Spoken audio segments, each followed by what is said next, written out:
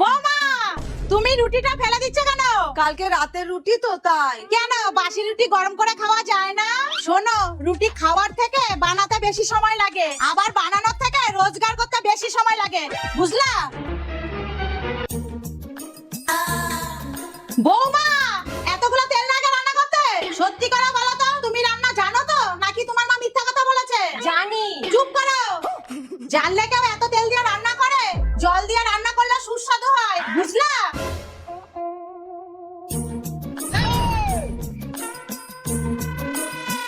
এ কি মা, এটা আপনি কি করছেন? দেখো না, সুইচটা কিছুতেই বন্ধ হচ্ছে না। কই দেখি। এই তো বন্ধ হয়ে গেল। তাহলে পাখাটা চালিয়ে রাখছো কেন? ইলেকট্রিকের বিল কি তোমার বাবা দেবে?